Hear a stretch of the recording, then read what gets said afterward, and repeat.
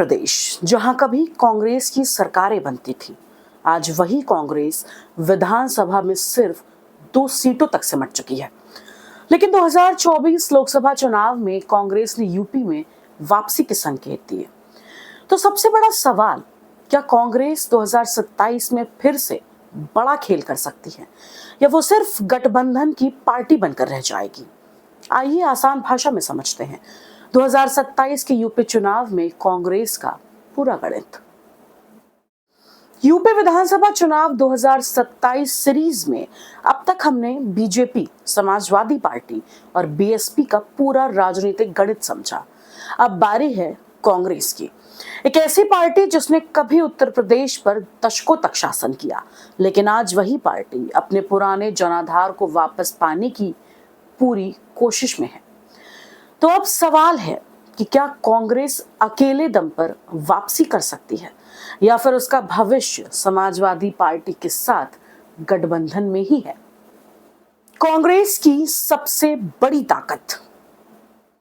अगर आज यूपी में कांग्रेस की सबसे बड़ी ताकत किसी एक चीज को माना जाए तो वो है उसकी राष्ट्रीय पहचान।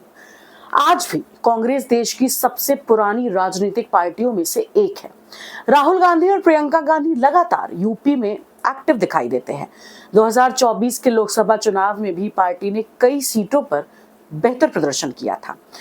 यानी कांग्रेस पूरी तरह खत्म नहीं हुई है, बल्कि प्रदेश में फिर से अपनी जगह बनाने की कोशिश में जुटी है।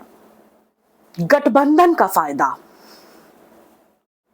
2024 लोकसभा चुनाव में कांग्रेस और समाजवादी पार्टी ने मिलकर चुनाव लड़ा और इस गठबंधन का असर नतीजों में साफ देखने को मिला। जहां कांग्रेस ने 6 लोकसभा सीटें जीती, वहीं समाजवादी पार्टी 37 सीटों के साथ यूपी की सबसे बड़ी पार्टी बनकर उभरी। यानी अगर 2027 में भी यह गठबंधन बना रहता है तो कांग्रेस को इसका फायदा मिल सकता है। प्रदेश का युवा और शहरी वोट।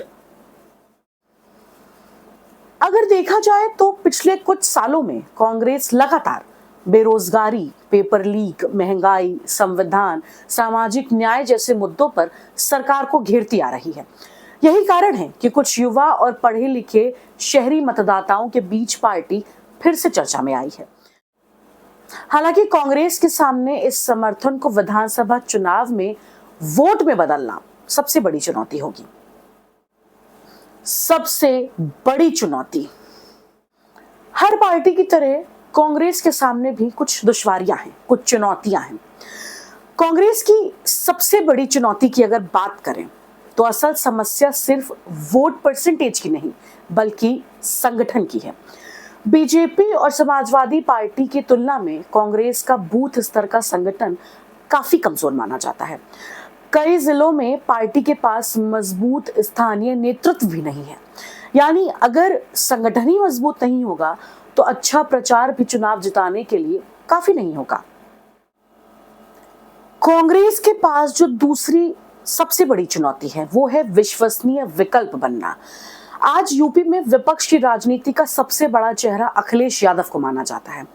ऐसे में कई विपक्षी वोट सीधे समाजवादी पार्टी की ओर चले जाते हैं। यानी वोट बैंक बनाने से पहले कांग्रेस को पहले ये साबित करना होगा कि वो सिर्फ गठबंधन की सहयोगी नहीं, बल्कि खुद भी मजबूत दावेदार बन सकती है। तो कुल मिलाकर कांग्रेस के पास राष्ट्रीय पहचान, कुछ नए वोटर्स का समर्थन और गठबंधन का फायदा जरूर है, लेकिन कमजोर संगठन, सीमित जनाधार यानी लिमिटेड वोट बैंक और मजबूत क्षेत्रीय पार्टियों की मौजूदगी पार्टी के लिए सबसे बड़ी चुनौती बनी हुई है।